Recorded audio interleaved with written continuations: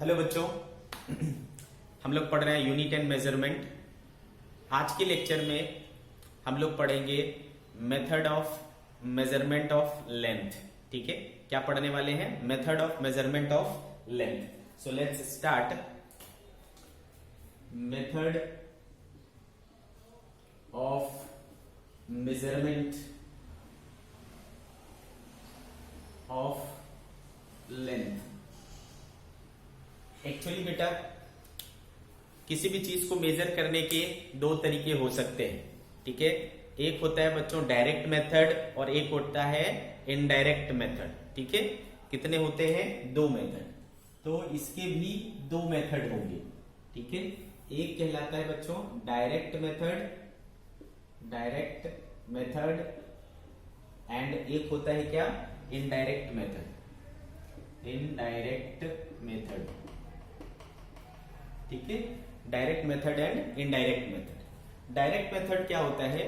इसमें आपके पास एक इंस्ट्रूमेंट होती है, उस इंस्ट्रूमेंट को लिया और आपने किसी चीज की लेंथ को मेजर कर लिया। जैसे कि आपके पास एक मीटर स्केल होता है। मीटर स्केल से आप क्या कर सकते हो भाई? मेजरमेंट कर सकते हो। आपके पास वर्नियर कैलिपर होता है, आपके पास स्क्रू गॉज होता है। तो ये इस प्रकार के इंस्ट्रूमेंट जो आपके पास हैं, उससे आप जाकर के डायरेक्टली क्या करते हो? मेजरमेंट ले लेते हो। इसको कहते हैं अपन डायरेक्ट मेथड। ठीक है बच्चों, इसको कहते हैं अपन डायरेक्ट मेथड। बट जैसे कि हम लोग पढ़ा करते हैं, सुना करते हैं कि यहां से सन का distance, the distance from earth to sun या सन टू अर्थ कितना होता है? 1.496 into 10 to the power 11 metre, जिसको आप क्या कहते हो? Astronomical unit. 1.496 into 10⁻11 metre. आई बात समझ में? इसको हम लोग क्या बोलते हैं? एस्ट्रोनॉमिकल यूनिट, जो कि क्या है? Average distance between earth and sun है। तो भाई इतना जो डिस्टेंस हम लोग बोल रहे हैं कि यहां से वहां तक की दूरी, अर्थ से सन तक की डिस्टेंस इतनी है, तो कौन गया होगा इसको मापने? किसी के पास इतनी ताकत है जो एक मीटर स्केल ले और यहां से नापते हुए क्या करे? वहां तक पहुंच जाए डायरेक्टली। कहां पर? सन तक। ऐसा तो संभव नहीं है। तो फिर हमने कैसे मापा उसको? है ना, हमने जो मापा होगा उसको वहां बिना फिजिकली गए, है ना, बिना वहां पर गए हुए ही हमने उसको मेजर किया है। तो ऑब्वियसली अपन ने क्या किया है? कोई ऐसा मेथड लगाया है, ऐसी कोई जुगाड़ लगाई है जिससे कि हम वहां बिना पहुंचे ही उसकी डिस्टेंस को मेजर कर सकते हैं। आप बोल सकते हो कि जुगाड़ का मेथड होता है इनडायरेक्ट मेथड। ठीक है बच्चों, तो direct method is measured directly by the instrument and indirect method में अपन क्या करते हैं? बिना जगह पर पहुंचे हुए अपन क्या करते हैं? डिस्टेंस को मेजर कर लेते हैं। समझ में आया क्या? आई बात समझ में? तो डायरेक्ट मेथड और इनडायरेक्ट मेथड। तो डायरेक्ट मेथड तो अपन जनरली यूज किया ही करते हैं, इनडायरेक्ट मेथड थोड़ा नया है। ठीक है, डायरेक्ट मेथड मीटर स्केल से तो अपन नापते ही। अपन अपने आपके पास कंपास बॉक्स में स्केल होता है, उससे आप 5 सेंटीमीटर ड्रॉ करना है भाई, ड्रॉ कर लेते हो। 10 सेंटीमीटर ड्रॉ करना है भाई, ड्रॉ कर लेते हो। तो वो सब डायरेक्ट मेथड है ना बच्चों। इनडायरेक्ट मेथड क्या होता है उसके बारे में जानेंगे। ठीक है बच्चों, चलो। इसमें इनडायरेक्ट मेथड में सबसे जो इंपॉर्टेंट है वो है पैरालैक्स मेथड। क्या है? Parallax method. तो बच्चों पैरालैक्स मेथड जानने से पहले, है ना, हम लोग ये जानेंगे कि पैरालैक्स क्या होता है। ठीक है, पैरालैक्स क्या होता है? पैरालैक्स, देखो बच्चों, आप क्या करो, एक पेन लो। ठीक है, यूं एक पेन लो और इस पेन को अपने सामने रख करके, ध्यान से सुने। ठीक है, कोई भी एक चीज लिया, पेन लिया, और इसको, है ना, अपन ने क्या किया? अपने एक आईज को बंद कर दिया। ठीक है, एक आईज को बंद करके, ठीक है, इसको इसके बैकग्राउंड के रिस्पेक्ट में देखो। समझ में आया क्या? एक आईज को बंद करना है और इसको इसके बैकग्राउंड के रिस्पेक्ट में देखना है कि ये बैकग्राउंड में कहां पर, है ना, ओवरलैप हो रहा है। मतलब कोई वॉल होगा, पीछे कोई वॉल है, कुछ है, उसके रिस्पेक्ट में इसको देखना है। ठीक है, कि ये इसका जो वो है, मतलब पोजीशन है, वो वॉल पर कहां पर पड़ रही है। समझ गए क्या? फिर आपको क्या करना है? इस वाले आईज को ओपन करना है और इस वाले आईज को बंद करना है। अब फिर से देखना है कि वो बैकग्राउंड यानी वॉल के रिस्पेक्ट में हमको कहां दिख रहा है। तो आप एक विचित्र चीज देखोगे, आप एक हटके चीज देखोगे कि पहले बैकग्राउंड में जहां ये इसका पोजीशन दिख रहा था, ठीक है, पहले जहां ये दिख रहा था वहां से थोड़ा शिफ्टेड दिखेगा, ठीक है। एक आंख बंद करके जहां से देख रहे थे और दूसरी बार जहां से देख रहे हो तो वो दोनों सिचुएशन क्या लगेंगे आपको, अलग अलग दिखेंगे। आ रही क्या बात समझ में, ठीक है। तो हमने क्या किया, पहले मैं कहां से ऑब्जर्व कर रहा था, इसको बंद करके इससे ऑब्जर्व कर रहा था, यहां से ऑब्जर्व कर रहा था। फिर हमने क्या किया, इसको बंद किया और यहां से ऑब्जर्व कर रहा हूं, तो मेरा ऑब्जर्वेशन पॉइंट बदल गया। क्या बदल गया, मेरा ऑब्जर्वेशन पॉइंट बदल गया। ऑब्जर्वेशन पॉइंट बदलने से, है ना, ऑब्जर्वेशन पॉइंट बदलने से ऑब्जेक्ट का पोजीशन क्या हो गया, शिफ्ट हो गया। आई क्या बात समझ में, ऑब्जेक्ट की पोजीशन शिफ्ट हो गई। तो इस शिफ्टिंग को अपन क्या कहते हैं, पैरालैक्स बोलते हैं। इस शिफ्टिंग को क्या बोलते हैं बच्चों, पैरालैक्स बोलते हैं। आई बात समझ में आपको। तो what is parallax, the shift in position of object, ठीक है, the shift in position of object with respect to background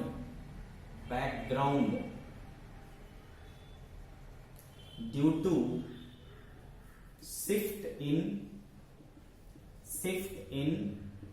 observation point, due to shift in observation point is called parallax. इसको कहते हैं बच्चों पैरालैक्स। आई क्या बात समझ में, इसको कहते हैं हम लोग पैरालैक्स। क्लियर है बच्चों। अब देखो इसको कैसे, मतलब फिजिकली समझो इस चीज को। मान लो ये ऑब्जेक्ट है, ठीक है बच्चों, ये ऑब्जेक्ट है और इधर मान लो ये बैकग्राउंड है, ठीक है। मैं अगर मान लो यहां से देखता हूं, ठीक है बच्चों, मैं इसको यहां से देखता हूं तो इसका जो पोजीशन है मुझे यहां कहीं दिखेगा, ठीक है बच्चों। सिमिलरली अब मैं क्या कर रहा हूं, कहीं और से ऑब्जर्व कर रहा हूं, सपोज यहां से ऑब्जर्व कर रहा हूं, ठीक है। तो यहां से जब मैं ऑब्जर्व करूंगा तो ये मेरे को कहां दिखेगा, इधर कहीं दिखेगा, ठीक है बच्चों। तो देखो यहां से जब आपने ऑब्जर्व किया और यहां से जब ऑब्जर्व किया तो दोनों पोजीशन क्या है, शिफ्टेड है, ठीक है। ये इसी को क्या कहते हैं हम लोग, पैरालैक्स कहते हैं, ठीक है बच्चों। इसी को हम लोग क्या कहते हैं, पैरालैक्स कहते हैं। अंडरस्टूड। अब एक और चीज देखो बच्चों, तो ये जो है फर्स्ट ऑब्जर्वेशन पॉइंट था और ये सेकेंड ऑब्जर्वेशन पॉइंट था। इनके बीच जो हॉरिजॉन्टल डिस्टेंस होता है, ठीक है, इसके बीच जो हॉरिजॉन्टल डिस्टेंस होगा इसको अपन कहते हैं बच्चों बेसिस। क्या कहते हैं, बेसिस, ठीक है। और यहां पर आपको एक एंगल बनता हुआ दिख रहा है क्या, ये थीटा, ठीक है। इस थीटा को कहते हैं बच्चों पैरालैक्टिक एंगल, पैरालैक्टिक एंगल। आई बात समझ में। This angle is known as parallactic angle. और इसको, है ना, इसको मान लो हमने क्या बोला, आर, तो ये क्या हो गया, आर हो गया। इसको हमने क्या बोला, बी बोला। क्लियर है बच्चों। तो आपको पैरालैक्स समझ में आया, किस तरीके से पैरालैक्स होता है ये आपको समझ में आया। यहां पर जो एंगल बनेगा उसको हमने क्या बोला, पैरालैक्टिक एंगल बोला, ठीक है। इतनी कहानी समझ में आ गया। अब अपन क्या करते हैं बच्चों, यहां पर एंगल का कंसेप्ट लगाते हैं, ठीक है। यहां पर क्या करते हैं, एंगल का कंसेप्ट लगाते हैं। एक्चुअली में जो पैरालैक्स मेथड है वो बहुत फार डिस्टेंस के ऑब्जेक्ट की डिस्टेंस निकालने के लिए यूज होता है। क्या बोल रहा हूं मैं, वेरी फार, ठीक है, बहुत दूर के ऑब्जेक्ट जैसे कि स्टार है, प्लैनेट है, ऐसी चीजों का डिस्टेंस निकालने के लिए हम लोग क्या करते हैं, पैरालैक्स मेथड का यूज करते हैं। तो बच्चों ये बहुत डिस्टेंस पर होता है, तो ये जो एंगल होता है ना वो बहुत छोटा होता है, ठीक है बच्चों। ये एंगल बहुत छोटा होता है, जो पैरालैक्टिक एंगल होगा वो बहुत छोटा होता है, सेकेंड्स में, मिनट में, है ना, ऐसा। तो बहुत छोटे छोटे एंगल होते हैं। जब छोटा एंगल होगा बच्चों और डिस्टेंस क्या है, बहुत दूर, ठीक है, डिस्टेंस क्या है, बहुत दूर, और एंगल क्या है, बहुत छोटा, तो इस तरीके से होगा, ठीक है। तो अगर आप इसका आर्क बनाओगे, है ना, तो इस तरीके से कुछ आर्क बनेगा। और अगर स्ट्रेट लाइन डिस्टेंस देखोगे तो कुछ इस तरीके से बनेगा, ठीक है बच्चों। तो आपको क्या समझ में आएगा कि ये जो लेंथ ऑफ आर्क है और ये जो स्ट्रेट लाइन डिस्टेंस है इसमें कुछ खास फर्क नहीं है। बात समझ में आ रही है। है ना, जब इस ऐसा कंडीशन होता है तो ये अगर लेंथ ऑफ आर्क का लेंथ और ये स्ट्रेट लाइन डिस्टेंस में कुछ खास फर्क नहीं होता है, मतलब इसी को आप क्या मान सकते हो, लेंथ ऑफ आर्क मान सकते हो। क्या मान सकते हो, लेंथ ऑफ आर्क मान सकते हो। चलो, ऐसा मानने से मुझे क्या फायदा हुआ, मुझे ये फायदा हुआ कि हमें पता है कि प्लेन एंगल कैसे निकाला जाता है। पता है क्या आपको, आपको पता है कि प्लेन एंगल कैसे निकाला जाता है, चूंकि है ना प्लेन एंगल होता है length of arc upon radius. याद है ना बच्चों, length of arc upon radius ऐसा होता है। तो देखो थीटा है ना, लेंथ ऑफ आर्क, मैंने क्या बोला, इस डिस्टेंस को आप क्या ले सकते हो, लेंथ ऑफ आर्क ले सकते हो। तो ये बी यानी बेसिस, यही क्या हो गया हमारा, लेंथ ऑफ आर्क हो गया। और ये वाला जो डिस्टेंस है वो क्या हो गया, रेडियस हो गया यानी आर। तो थीटा इक्वल्स टू क्या आ गया बच्चों, B by R. Theta equals to B by R हो गया। अच्छा, यूनिट क्या रहना चाहिए इसका, ऐसा यूनिट क्या होता है एंगल का, प्लेन एंगल का ऐसा यूनिट क्या होता है भाई, रेडियन होता है। तो इसको एंगल जो भी होगा ना बच्चों, जो भी एंगल गिवन होगा उसको आप पहले क्या करेंगे, रेडियन में कन्वर्ट करेंगे, फिर ही रखेंगे। ठीक है, एंगल क्या होना चाहिए, रेडियन में ही होना चाहिए। मैं नोट करके लिखता हूं, नोट कर दे रहा हूं ताकि आप भूले नहीं। Angle should be in radian, angle must be in radian.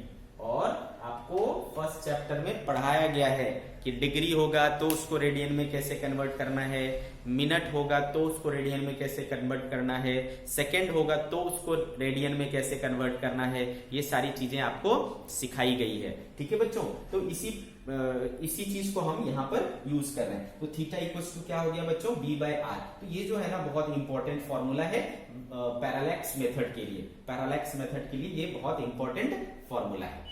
ठीक, समझ गए बच्चों। अब इसमें जो ध्यान से समझे,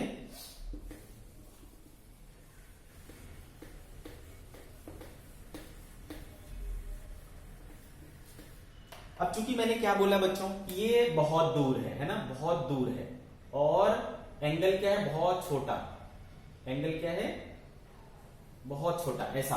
ठीक है, तो बच्चों जब आप इस तरह, ये दिख रहा है इतना, लेकिन इतना भी एंगल नहीं होगा, ये बहुत ही छोटा एंगल होता है। ठीक है, जब ऐसा होगा तो आप देखो, अगर मैं यहां से एक परपेंडिकुलर ड्रॉ करूं ऐसा, ठीक है, तो आपको दिख रहा होगा कि ये वाला डिस्टेंस और ये वाला डिस्टेंस में कुछ खास फर्क नहीं है, है ना। मतलब आप इसी डिस्टेंस को, है ना, इस डिस्टेंस को या इस डिस्टेंस को और इस डिस्टेंस को क्या मान सकते हो, बराबर मान सकते हो। ठीक है बच्चों, क्या मान सकते हो, बराबर मान सकते हो। तो इसको देखो यूज कैसे करते हैं, जैसे कि मान लो मुझे क्या करना है भाई, किसी मून का मान लो डिस्टेंस निकालना है। क्या करना है, मून का डिस्टेंस निकालना है फ्रॉम अर्थ। तो भाई ये हमारा अर्थ हो गया, ठीक है, ये हमारा क्या हो गया, अर्थ हो गया, और ये क्या है, सपोज मून है।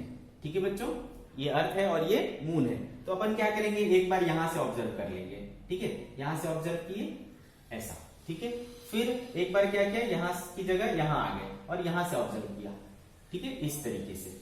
तो यहां पर ये जो डिस्टेंस हो जाएगा बच्चों, ये क्या हो जाएगा, हमारा बेसिस हो जाएगा, और ये वाला डिस्टेंस क्या हो जाएगा, दूरी। कहां से कहां का दूरी, अर्थ से मून की डिस्टेंस, अर्थ से मून की डिस्टेंस। ठीक है, तो अर्थ से मून की डिस्टेंस तो एक्चुअल में ये होना चाहिए। तो बच्चों ये तीनों क्या होते हैं, बराबर ही होते हैं, क्योंकि आपको दिख रहा है कि जो है इसमें कुछ खास फर्क नहीं है, अप्रोक्सीमेटली क्या होते हैं, इक्वली होते हैं। तो ये जो डिस्टेंसेस होते हैं, हम बोलते हैं कि भाई सन की इतनी दूरी है, मून की इतनी दूरी है, फलाना स्टार इतना दूर है, तो ऐसा नहीं कि एकदम एग्जैक्ट है, they are approximate, they are not perfect. Understood. ठीक है, तो इसी मेथड से अपन उसको निकालते हैं। क्लियर है बच्चों।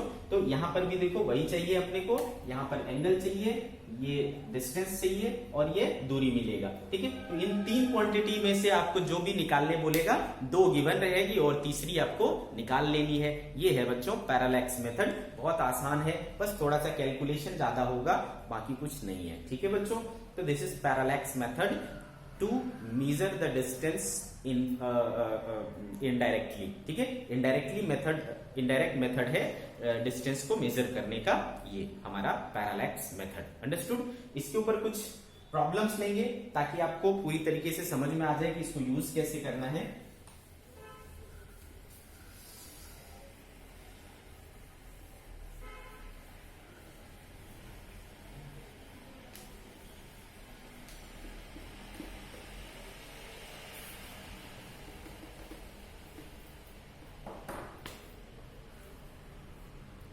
सी। चलो एग्जांपल लेते हैं। मान लो बच्चों बोल रहा है कि मैं आपको डिक्टेट कराता हूं, ठीक है। आपको क्या करना है बच्चों, सुन करके पाउच कर करके लिख लेना है, ठीक है। The parallax of a heavenly body measured from 2 points diametrically opposite on earth's equator is 60 second, ठीक है।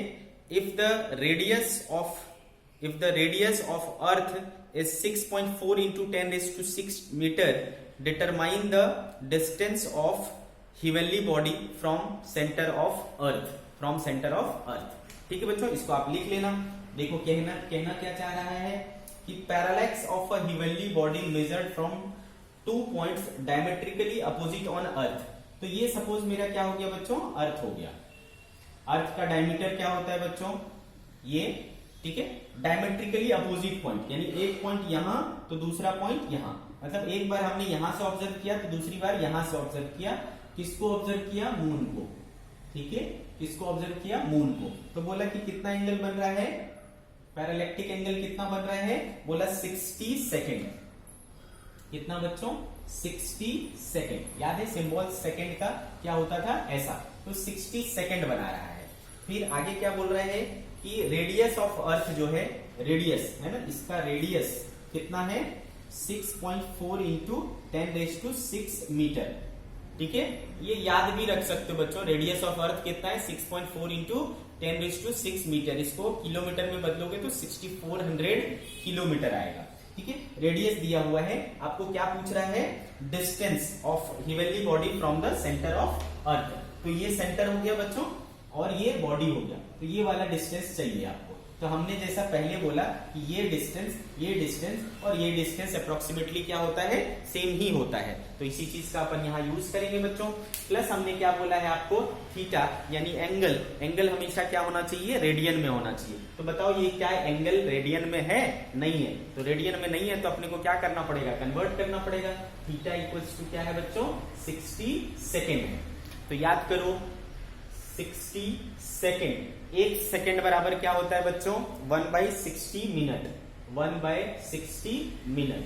फिर 60 इंटू 1/60, एक मिनट में कितना होता है बच्चों, ठीक है। एक मिनट में क्या होता है, 1/60 डिग्री। याद है आपको, 1/60 डिग्री। फिर 60 इंटू 1, कन्वर्जन वाला पढ़ लेना बच्चों, रिवाइज कर लेना, फिर इसको आपको अच्छे से समझ में आएगा, ठीक है। इंटू 1/60 और डिग्री, 1 डिग्री बराबर क्या होता है बच्चों, π/180 रेडियन, ठीक है। π/180 रेडियन। तो ये हुआ कन्वर्ट अपना, है ना, किससे किसमें, सेकेंड से हमने रेडियन में कन्वर्ट कर लिया। आपको रखना रेडियन में ही है। तो हो गया बच्चों π/60 इंटू 180 रेडियन, ये हो गया आपका थीटा।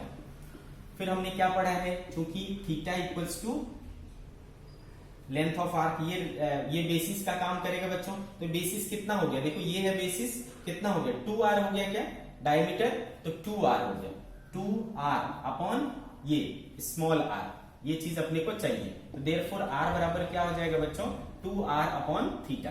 तो 2 रेडियस कितना है, 6.4 into 10 raise to 6 upon theta कितना आया, देखो π/, है ना, ये 60 इंटू 180 क्या चला जाएगा ऊपर, ठीक है बच्चों।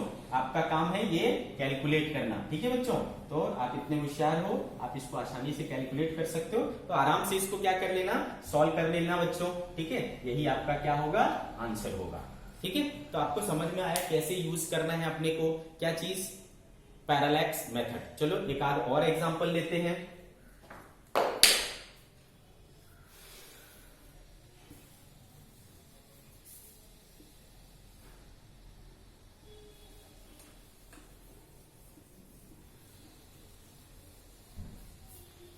बेटा जरूर आप जो है ना एंगल का कन्वर्जन फिर से पढ़ लो, एक बार रिवाइज कर लो, अपने नोटबुक में है आपके, ठीक है, कैसे कन्वर्ट किया करते थे, ठीक है। इसमें आपको जरूरत पड़ेगा। इसलिए मैं बोला करता था कि जो मैं उधर के चैप्टर्स पढ़ा रहा था, है ना, बेसिक मैथमेटिक्स, वो बहुत यूजफुल है ना, हर जगह पर आपको उसकी जरूरत पड़ती है, ठीक है। अगला क्वेश्चन कहता है बच्चों, मैं बोल रहा हूं, आप सुन करके इसको लिखना, ठीक है। The distance of the sun from the earth is 1.496 into 10 raise to 11 metre, that is 1 astronomical unit. If the angular diameter is 2000 second find diameter of the sun. ठीक है, इस बार क्या निकालना है, सन का डायमीटर निकालना है।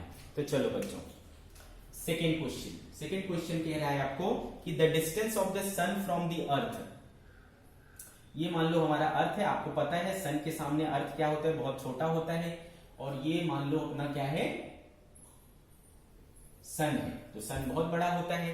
ठीक है, तो सन हो गया बच्चों, बोला कि सन फ्रॉम द अर्थ इज इतना, if the angular diameter is 2000 second, तो ये आपका डायमीटर होता है बच्चों सन का, है ना, सन का डायमीटर हो गया ये, और इसको यहां से मिलाएंगे और इसको यहां से मिलाएंगे, तो ये जो एंगल बनेगा थीटा, वो कितना दिया हुआ है, 2000 सेकेंड। कितना दिया हुआ है बच्चों, 2000 सेकेंड। और क्या बोला कि यहां से यहां तक की दूरी है ना, यहां से यहां तक की दूरी यानी r कितना है, 1.496 इंटू 10⁻11 मीटर। ठीक है, और आपको चाहिए क्या, बोलता है चाहिए क्या, फाइंड डायमीटर ऑफ द सन, है ना, सन का डायमीटर कौन सा है बच्चों, दिस इज डायमीटर ऑफ सन, मान लो d, तो ये चीज अपने को फाइंड आउट करना है। तो बताओ फिर से क्या लगाऊंगा, मैं वही लगाऊंगा, एंगल वाला कंसेप्ट लगाऊंगा सिंपल, लेकिन उसके लिए मुझे क्या जरूरी है, इसको चेंज करने की जरूरत है ना, तो सबसे पहले इसको कन्वर्ट करना पड़ेगा, है ना। तो चलो थीटा इक्वल्स टू, चूंकि 2000 सेकेंड है बच्चों, तो 2000 1 सेकेंड इक्वल्स टू क्या होता है, 1/60 मिनट होता है, और 1 मिनट इक्वल्स टू क्या होता है, 1/60 डिग्री होता है, और 1 डिग्री इक्वल्स टू क्या होता है, π/180 रेडियन होता है। ठीक है, तो ये आ गया आपका रेडियन में, सिंबल हुआ करता था, सी से डिनोट किया करते थे।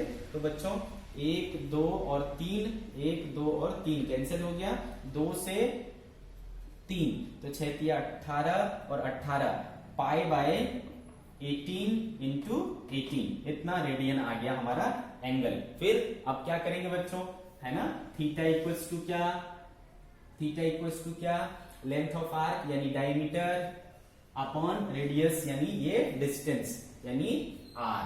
ठीक है बच्चों, अपने को क्या चाहिए, d चाहिए, देयरफॉर d बराबर क्या हो जाएगा बच्चों, r into theta, r is 1.496 into 10⁻11 and theta is π/18 into 18। Solve करो आंसर पाओ। ठीक है, सॉल्व करो और आंसर पाओ। ठीक है, इसको बैठ के आराम से सिंप्लीफाई कर लेना बच्चा। ठीक है,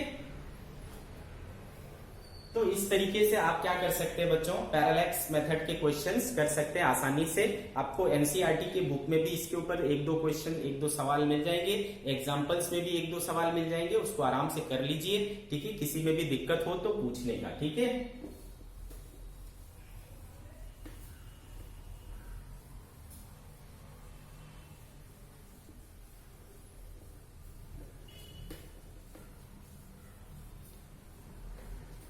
चलो आगे बढ़ते हैं बच्चों। आज का हमारा नेक्स्ट टॉपिक होगा सिग्निफिकेंट डिजिट्स। ठीक है, या सिग्निफिकेंट फिगर, सिग्निफिकेंट डिजिट और सिग्निफिकेंट फिगर।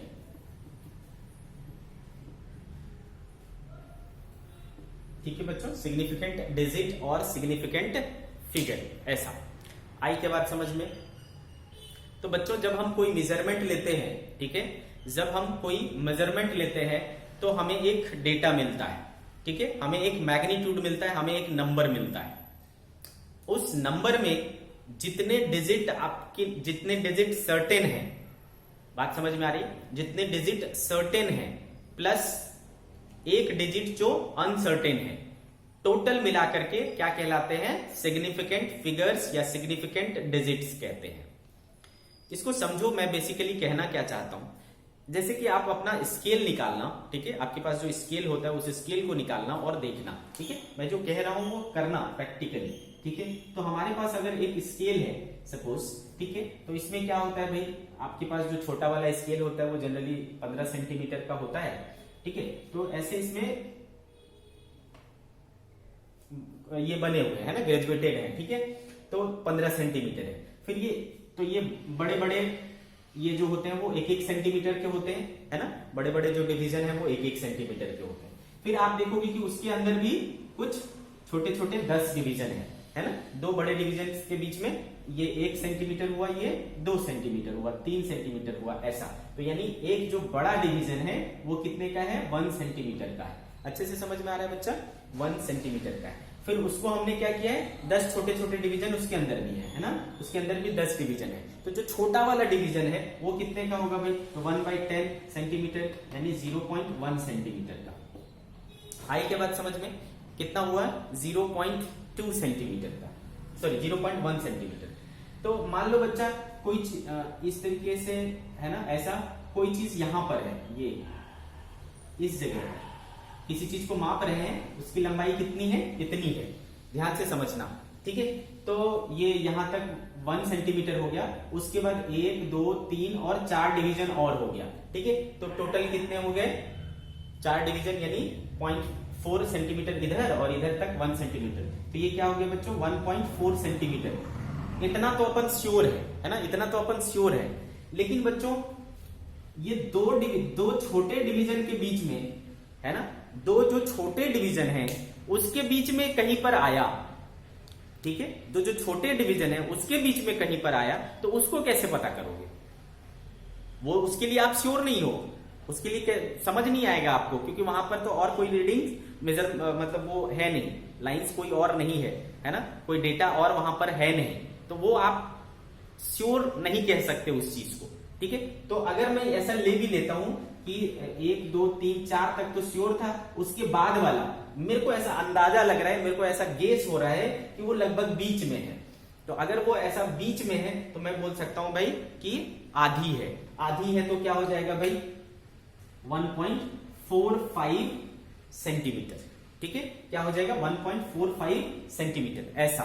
तो इसमें देखो क्या हुआ, ये दो में क्या था, श्योर था, और ये वाला जो तीसरा था वो उसके लिए मैं श्योर नहीं हूं, ठीक है। तो ये दो जो है वो सर्टेन डिजिट्स हुए, ठीक है, और ये जो तीसरा है वो अनसर्टेन डिजिट है। तो किसी नंबर में all the certain digit plus first uncertain digit मिल करके क्या कहलाते हैं, सिग्निफिकेंट फिगर्स कहलाते हैं। आई क्या बात समझ में, उसको क्या कहते हैं हम लोग, सिग्निफिकेंट फिगर्स या सिग्निफिकेंट डिजिट कहते हैं। तो ये चीज समझ में आया आपको, तो मैं आपको डेफिनेशन लिखा देता हूं बच्चों सिग्निफिकेंट डिजिट्स का, ठीक है। All the certain digits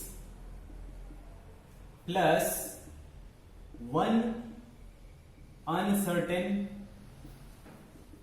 digit is known as significant digits or significant figures, ठीक है बच्चों। All the certain digits plus first uncertain digits मिल करके क्या कहलाते हैं, क्या कहलाते हैं बच्चों, सिग्निफिकेंट फिगर्स या सिग्निफिकेंट डिजिट। ओके, तो ये चीज हमने डेफिनेशन लिख लिया, ठीक है बच्चों। अब किसी नंबर में कितने सिग्निफिकेंट डिजिट होंगे इसको पता करने के लिए कुछ रूल्स होते हैं, जो आप पहचान लोगे तो आपको समझ आ जाएगा आप किसी भी नंबर में कितने सिग्निफिकेंट डिजिट होंगे वो आप आसानी से आंसर कर पाओगे, ठीक है। तो चलो देखते हैं रूल्स ऑफ फाइंडिंग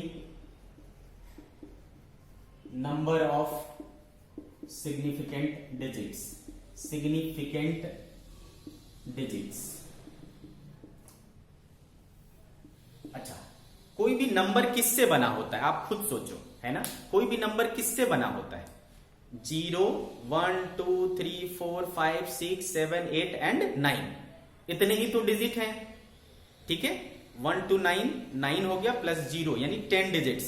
इस 10 डिजिट से ही दुनिया के सारे नंबर बने हैं, क्लियर है, दुनिया के सारे नंबर इन 10 डिजिट से ही मिलकर के बने हैं।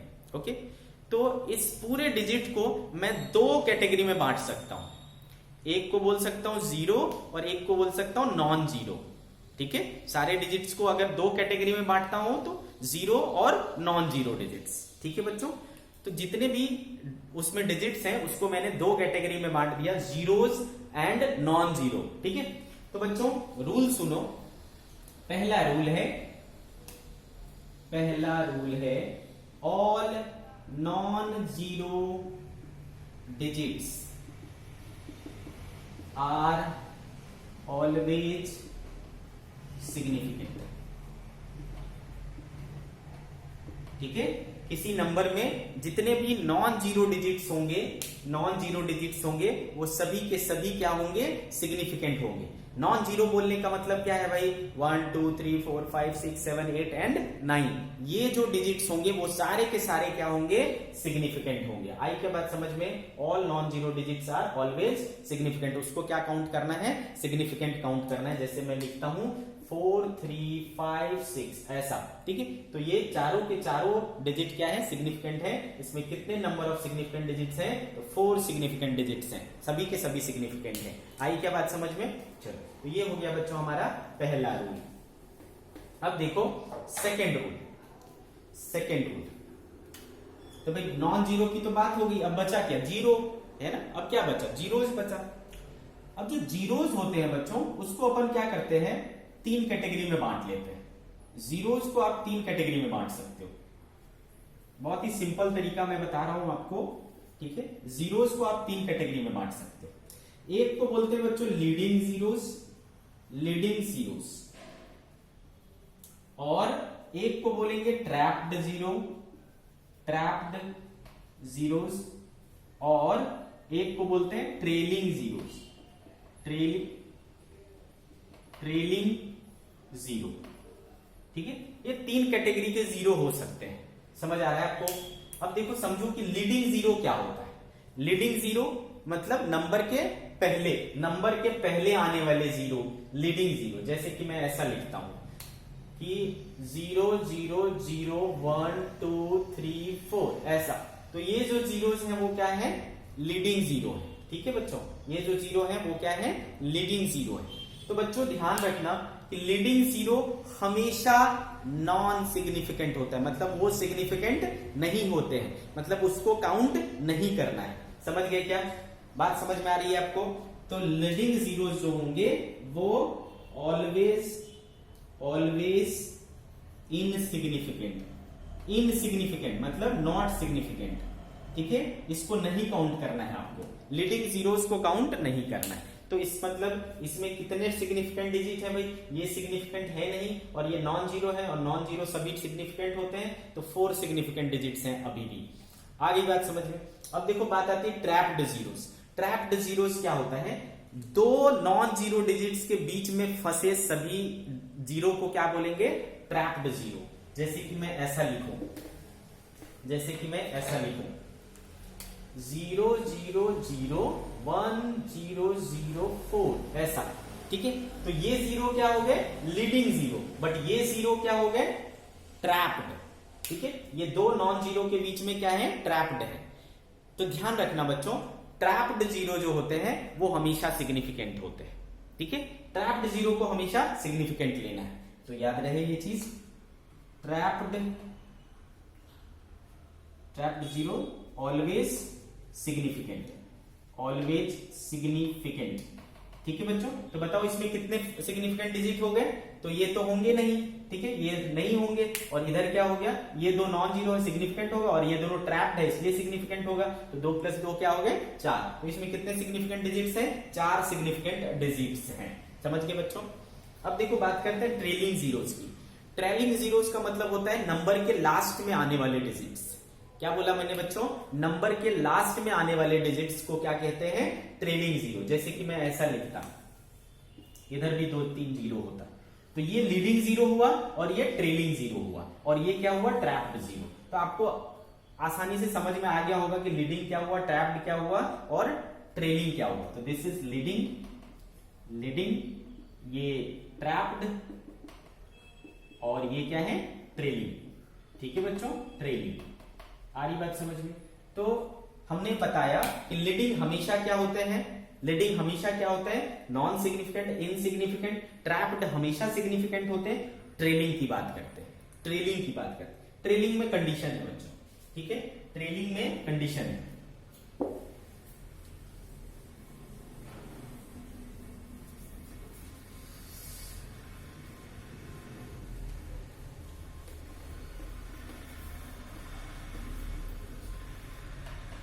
ट्रेलिंग जीरोस का देखो, ट्रेलिंग जीरो बच्चों, इसमें कंडीशन लगाना पड़ेगा, दो कंडीशन।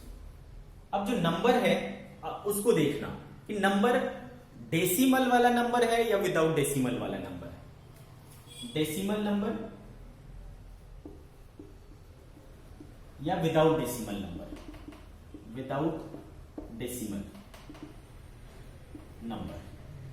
ठीक है, ये चेक करना नंबर डेसिमल वाला है या विदाउट डेसिमल नंबर है। जैसे कि मैं बोलता हूं 1.0004 00000 ऐसा करके अगर कोई नंबर है, ठीक है बच्चों, ऐसा करके कोई नंबर है, तो ये क्या हुआ, लीडिंग। तो ये तो हमेशा इनसिग्निफिकेंट होता है, इसके लिए कोई दिक्कत ही नहीं, ठीक है। और ये जो 3 जीरो है वो देखो ट्रैप्ड है ना, ये ट्रैप्ड है, तो ये सिग्निफिकेंट होंगे, यस, ठीक है। और ये जो है ट्रेलिंग है, ये क्या है, ट्रेलिंग है। अब ट्रेलिंग देखना है, ट्रेलिंग जीरो सिग्निफिकेंट होंगे या नहीं होंगे, ये इस बात से डिसाइड होगा कि हमारा जो नंबर है वो डेसिमल वाला है या नहीं है। तो अभी जो आपको दिख रहा है वो डेसिमल वाला नंबर दिख रहा है ना, डेसिमल लगा हुआ है। तो बच्चों याद रखना, डेसिमल नंबर में ट्रेलिंग जीरो सिग्निफिकेंट होते हैं, ठीक है। डेसिमल नंबर में trailing zero significant are significant, ये ध्यान रखना, ठीक है। डेसिमल नंबर वाले में, डेसिमल वाले नंबर में ट्रेलिंग जीरो सिग्निफिकेंट होंगे। तो यहां पर कितने सिग्निफिकेंट डिजिट हो गए बच्चों, ये तीनों प्लस ये 2 नॉन जीरो, 3 2 5 और ये 3 8, तो कितने सिग्निफिकेंट डिजिट्स हुए बच्चों, यहां पर 8 सिग्निफिकेंट डिजिट्स हुए। अब बात करते हैं विदाउट डेसिमल, अगर यहां डेसिमल नहीं रहता, ऐसा रहता नंबर, ठीक है बच्चों, ऐसा रहता, ठीक है, तब फिर क्या होता, जो ट्रेलिंग जीरोज होते हैं वो सिग्निफिकेंट नहीं होते हैं। विदाउट डेसिमल नंबर में, विदाउट डेसिमल नंबर में ट्रेलिंग जीरो नॉट सिग्निफिकेंट होते हैं, ठीक है, नॉट सिग्निफिकेंट। आ गई होगी बात आपको समझ में, ठीक है बच्चों। तो ये आपको ध्यान में रखना है कि कब किसको काउंट करना है और कब किसको नहीं काउंट करना है, ठीक है बच्चों। इसके ऊपर भी ढेर सारे प्रॉब्लम मिल जाएंगे आपको बुक में, है ना, आप उसको प्रैक्टिस कर लेना बच्चों, ठीक है।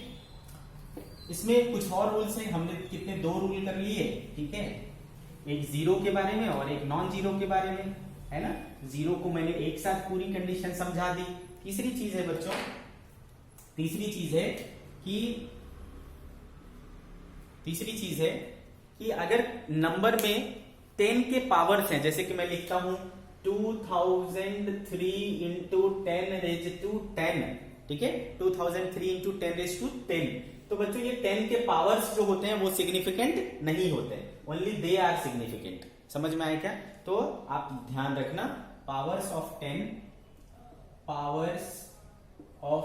10 आर नॉट सिग्निफिकेंट, इसको नहीं काउंट करना है सिग्निफिकेंट, ठीक है बच्चों। और तीसरी चीज है बच्चों, मतलब चौथी चीज है कि मान लो मैंने लिखा कि 1.004 मीटर, ठीक है बच्चों, 1.004 मीटर ऐसा लिखा। अब मैं इसको क्या करता हूं, सेंटीमीटर में कन्वर्ट कर दूं अगर, ठीक है, इसको अगर मैंने सेंटीमीटर में कन्वर्ट कर दिया बच्चों, तो ध्यान रहे सिस्टम ऑफ यूनिट को चेंज करने से, ठीक है, सिस्टम ऑफ यूनिट को चेंज करने से सिग्निफिकेंट डिजिट चेंज नहीं होता। क्या बोला मैंने, सिस्टम ऑफ यूनिट को चेंज करने से number of significant digit change नहीं होते, ठीक है। Number of significant digit does not change due to change in system of unit, system of unit. System of unit change कर देने से number of significant digit change नहीं होगा। समझ गए क्या बच्चों? तो ये थे rules of finding significant digit. Okay बच्चों,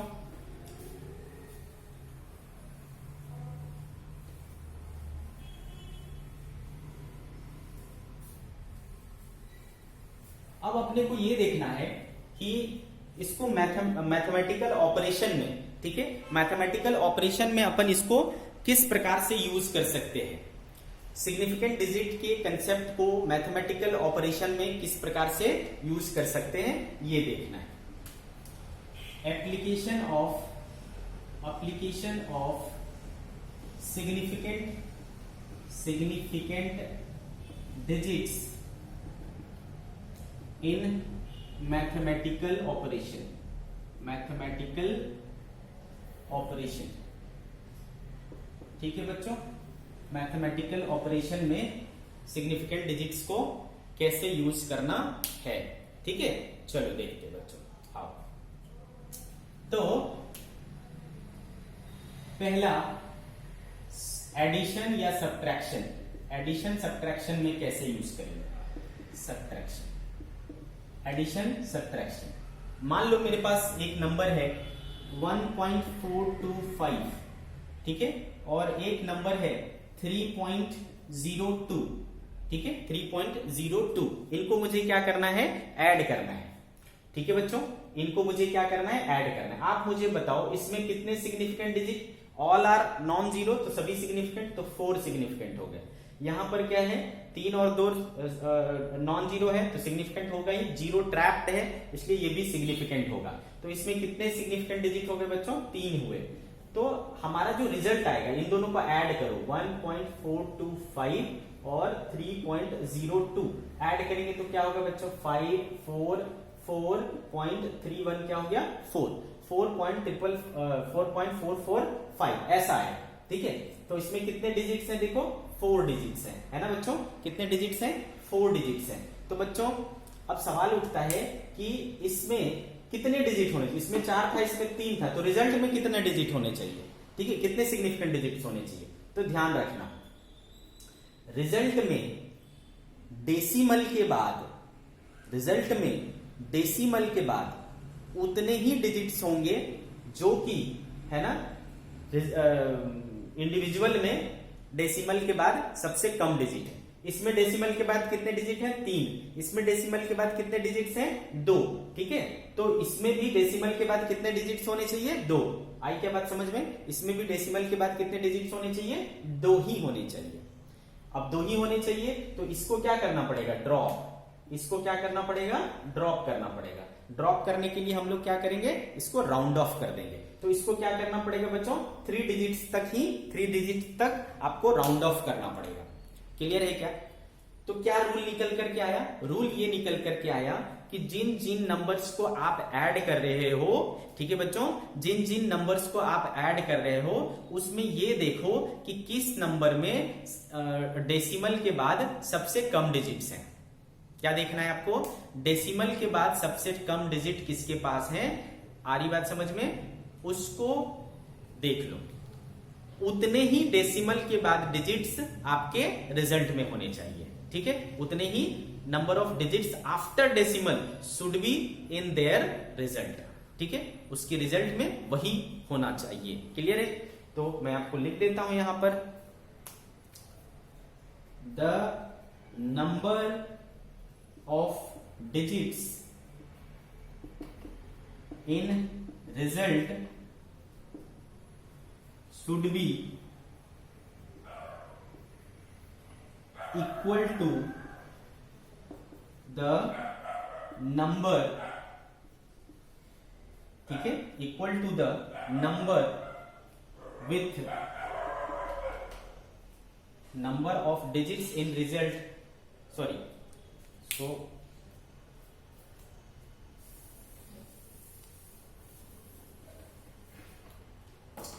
the number of digits after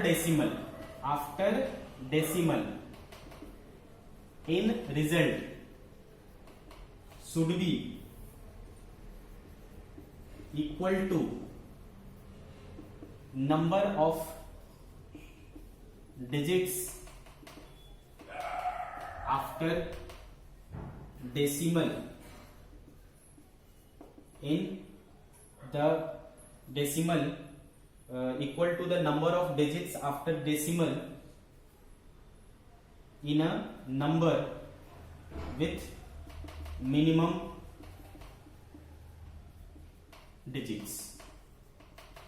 जिस नंबर के पास है ना, जिस नंबर के पास डेसिमल के बाद सबसे कम डिजिट्स होंगे है ना, उतने ही number of digits after decimal result में होना चाहिए। ठीक है, यहां जैसे कि मैंने आपको समझाया, इसमें डेसिमल के बाद 3 डिजिट है, इसमें डेसिमल के बाद 2 डिजिट है, तो दोनों में से इसके पास ही सबसे कम डिजिट है, तो रिजल्ट में उतने ही डिजिट होंगे आफ्टर डेसिमल, यानी 2 डिजिट होंगे आफ्टर डेसिमल। बाकी होगा तो उसको क्या करना पड़ेगा, ड्रॉप करना पड़ेगा। और जब आप ड्रॉप करते हो तो उसको कहते हैं हम लोग राउंड ऑफ करना। राउंड ऑफ कैसे करते हैं वो भी हम लोग आगे चल करके पढ़ेंगे। ठीक है बच्चों, तो ये एडिशन और सब्ट्रैक्शन दोनों में सेम रूल लगता है, ये दोनों में ही लगेगा ये रूल। क्लियर है? तो 4 ही ऑपरेशन होते हैं बच्चों, एडिशन, सब्ट्रैक्शन और मल्टीप्लिकेशन एंड डिवीजन। तो एडिशन सब्ट्रैक्शन में सेम रूल यूज होता है और मल्टीप्लिकेशन डिवीजन में सेम रूल यूज होता है। मल्टीप्लिकेशन डिवीजन में सेम रूल होता है। तो दूसरा देख लेते हैं, मल्टीप्लिकेशन डिवीजन। मल्टीप्लिकेशन या डिवीजन। ठीक है, इसमें मान लो अपने को क्या करना है, 2.32 को मल्टीप्लाई करना है 3.1 से। ठीक है, 3.1 से। तो आप इसको क्या करोगे बच्चों, सबसे पहले मल्टीप्लाई कर लोगे। मल्टीप्लाई करने के बाद उसमें कितने डिजिट होने चाहिए, अब ये सवाल उठता है। तो आपको देखना है आपने किसको किसको मल्टीप्लाई किया, इसको और इसको। ठीक है, तो आप देखो कि सबसे कम नंबर ऑफ सिग्निफिकेंट डिजिट किसमें है, इसमें नंबर ऑफ सिग्निफिकेंट डिजिट 3, इसमें नंबर ऑफ सिग्निफिकेंट डिजिट्स 2। तो आपके रिजल्ट में भी 2 सिग्निफिकेंट डिजिट्स होंगे। समझ में आया क्या, कितने नंबर ऑफ सिग्निफिकेंट डिजिट्स होंगे? तो जिसके पास least number of significant digit है, वहां पर क्या देखते थे, डेसिमल के बाद नंबर ऑफ डिजिट्स देखते थे। यहां पर क्या देखते हैं, list number of significant digits देखते हैं, कम, सबसे कम नंबर ऑफ सिग्निफिकेंट डिजिट जिसके पास है। तो देखो इसके पास 2 है, इसके पास 3 है, तो कौन सा होगा, रिजल्ट के पास 2 ही सिग्निफिकेंट डिजिट होंगे। ठीक है, तो चलो इसका रूल क्या हो गया, the result should have number of significant digits equal to the least number of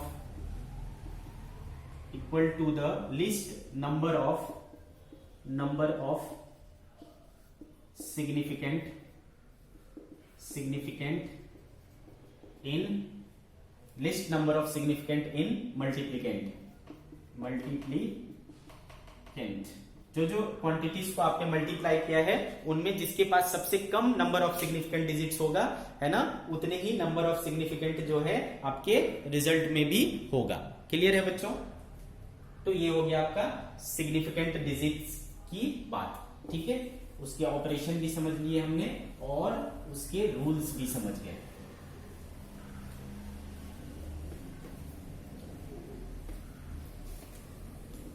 अब जैसा कि मैंने बोला कि कई बार आपको क्या करना पड़ेगा, डिजिट्स को ड्रॉप करना पड़ेगा। जैसा कि आपने देखा, एक में हमको क्या करना पड़ा, 2 डिजिट तक ही उसको रखना था। एक में क्या देखा हमने, 3 डिजिट तक रखना था। तो बाकी जो डिजिट्स हैं उसको क्या करना पड़ेगा, ड्रॉप करना पड़ेगा। तो उसको कहते हैं राउंडिंग ऑफ करना। राउंड ऑफ करना up to 3 digits, round off करना अप टू 2 डिजिट्स। ठीक है, तो ऐसा कैसे करेंगे? ठीक है, तो चलो देखते हैं राउंडिंग ऑफ। तो उसके भी क्या होते हैं बच्चों, रूल्स होते हैं। तो सीधा हम लोग पढ़ेंगे rules of rounding off. Rules of rounding off. तो पहला रूल समझो, पहला रूल समझिए। अगर बच्चों जिस डिजिट को ड्रॉप करना है, जैसे कि मैंने बोला कि हमारे पास नंबर है 1.426, ऐसा नंबर है हमारे पास। क्या नंबर है बच्चों, 1.426। तो इसमें कितने सिग्निफिकेंट डिजिट्स हैं, 4। अब इसे मुझे क्या करना है, राउंड ऑफ करना है, round off up to 3 significant digit. 3 significant digit. ठीक है बच्चों, तो इसमें 4 हैं और हमें रखना कितने हैं, 3 हैं, तो चौथे को क्या करना पड़ेगा, ड्रॉप करना पड़ेगा। ठीक है, तो चौथे को ड्रॉप करना पड़ेगा। तो किसको ड्रॉप करोगे बच्चों, इसको ड्रॉप करोगे, इसको हटाना है। तो इस बात का ध्यान रखना है कि जिस नंबर को आप ड्रॉप कर रहे हो, ठीक है बच्चों, जिस नंबर को आप ड्रॉप कर रहे हो वो 5 से बड़ा है या 5 से छोटा है। क्लियर है बच्चों, 5 से छोटा है या 5 से बड़ा है, क्लियर है। तो अभी के केस में आपको क्या दिख रहा है, 5 से बड़ा दिख रहा है। ठीक है, अगर बच्चों जिस डिजिट को आप ड्रॉप कर रहे हो वो अगर 5 से बड़ा है तो उसके प्रीवियस वाला डिजिट 1 बढ़ जाता है। ठीक है, उसको 1 क्या कर देते हैं, बढ़ा देते हैं, +1 कर देते हैं। मतलब क्या हो जाएगा, ये 1.43 हो जाएगा। ठीक है, ये कितना हो जाएगा, 1.43। आई बात समझ में। तो हम क्या बोलेंगे, if the digit to be dropped, if the digit to be dropped is greater than 5, that is greater than 5, then previous digit is raised by 1। ठीक है, उसको 1 से क्या करेंगे, इंक्रीज कर देंगे। आगे बात समझ में। तो ये हो गया बच्चों पहला रूल। ठीक है, ये पहला रूल है, क्लियर है। तो जैसे कि मान लो होता 2.6278, ठीक है, ऐसा नंबर होता। इसमें कितने सिग्निफिकेंट डिजिट दिख रहे हैं बच्चों, 3, 2, 5 दिख रहे हैं। अगर मुझे बोला जाता कि आपको क्या करना है बच्चों, 3 डिजिट ही रखना है, 3 डिजिट रखना है, तो ये दोनों क्या होगा, ड्रॉप करना पड़ेगा बच्चों, इसको ड्रॉप करना पड़ेगा। तो इसको ड्रॉप करना पड़ेगा, तो ये 3 हमको रखना है और इसके बाद बाकी को क्या करना है, ड्रॉप करना है। तो इसकी इमीडिएट बात क्या है, 7। इसकी इमीडिएट बात क्या है, 7, इसको ड्रॉप करना है। तो ये क्या है, ग्रेटर देन 5 है, 7 इज ग्रेटर देन 5। तो मैंने क्या बोला बच्चों, जिस डिजिट को ड्रॉप करना है ना, वो अगर 5 से बड़ा हो तो इसके पहले वाला 1 क्या हो जाएगा, बढ़ जाएगा। तो ये क्या हो जाएगा बच्चों, 2.63। दिस इज, है ना, ये 5 डिजिट को हमने 3 डिजिट तक में ये कर दिया, राउंड ऑफ कर दिया। समझ गए क्या, इस तरीके से आपको करना है। तो ये पहला रूल आपको समझ में आ गया। चलो दूसरा देखते हैं।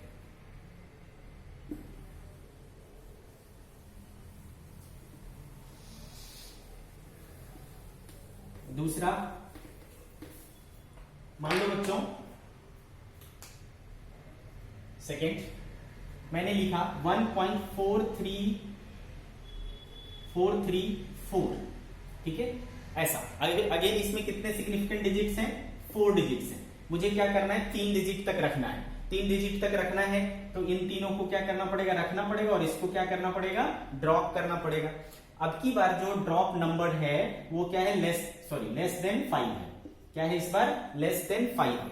अगर बच्चों जिस नंबर को आप जिस डिजिट को आप ड्रॉप कर रहे हो वो अगर लेस देन 5 है तो उसके जो प्रीवियस नंबर है वो एज इट इज रहेगा, उसमें कोई चेंज नहीं होगा। ठीक है, तो ये हो जाएगा बच्चों, if the digit to be dropped is less than 5, ठीक है, then previous digit remains unchanged।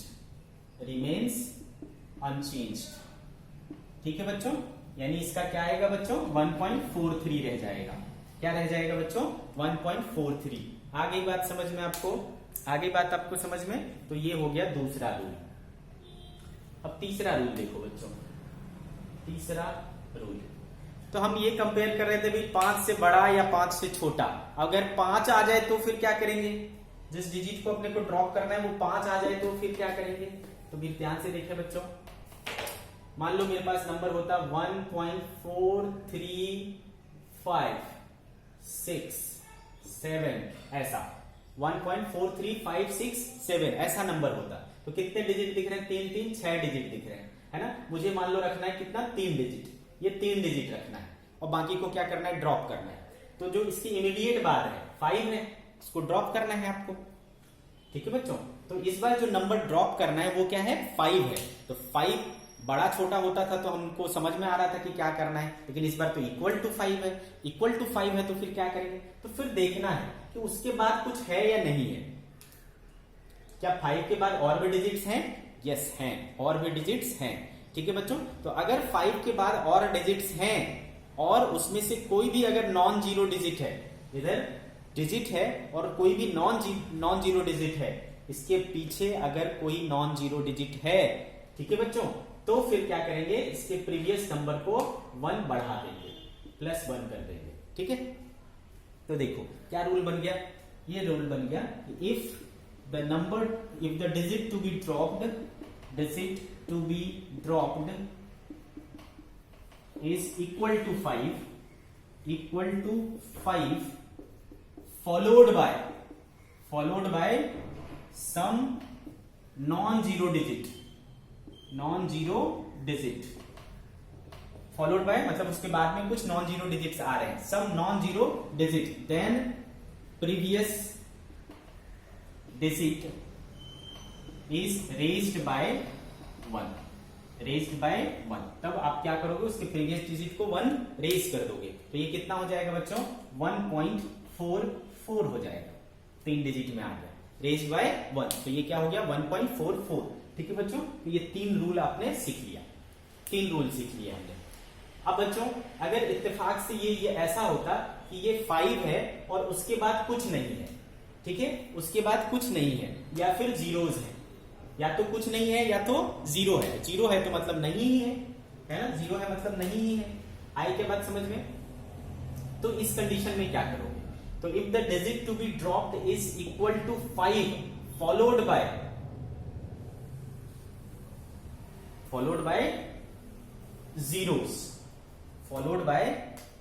Zeros, ठीक है बच्चों, फॉलोड बाय जीरोस। ठीक है, तो इस कंडीशन में फिर ये देखा जाता है, कि इसके जो पहले का डिजिट है, प्रीवियस डिजिट, वो इवन है या ऑड है,